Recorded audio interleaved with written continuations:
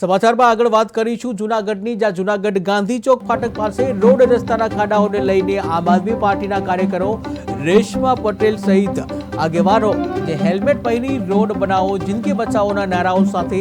Road રસ્તાની સ્થિતિ અંગેનો જ્યારે વિરોધ કરી રહ્યા હતા ત્યારે પોલીસ દ્વારા તેમની અટકાયત કરવામાં આવી હતી, જ્યાં પોલીસ જીપમાં તથા પોલીસની વાનમાં બેસાડી લઈ જવામાં આવ્યા હતા અને તેઓ આમ આદમી પાર્ટીના પ્રદેશ મહિલા પ્રમુખ રેશમાબેન પટેલ દ્વારા સખત શબ્દોમાં વખોડી કાઢવામાં આવ્યું છે અને આ રીતની અટકાયતને લઈને તેઓએ વિરોધ પણ વ્યક્ત કર્યો છે। ત્યારે હાલમાં જૂનાગઢ મહાનગરપાલિકા વિસ્તારમાં તમામ જગ્યાએ રોડ રસ્તાની સ્થિતિ સારી ન હોવાથી આજે આમ આદમી પાર્ટી દ્વારા સખત વિરોધ કરવામાં આવ્યો।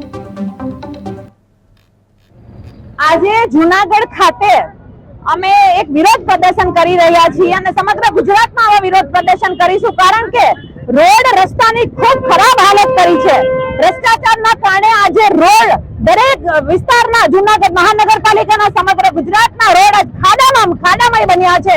અને એટલે કહેવાનો મતલબ કે ભાજપ વાળા ભ્રષ્ટાચાર કરીને રોડ તો ખાઈ ગયા પણ આજે ખાડામાં પડી અને લોકોના જીવ જાય છે, લોકોના જીવ ખાઈ રહ્યા છે અને તંત્ર હજી ઊંઘતું છે। અમે એને જગાડવા માટે આજે એવી પરિસ્થિતિ છે કે હેલ્મેટ પહેરીને હાલવું પડે એવી પરિસ્થિતિ થઈ ગઈ છે સમગ્ર ગુજરાતમાં। અમે એનું આ પહેરી અને વિરોધ પ્રદર્શન કરી રહ્યા છીએ। જનતા સામે જે વરવી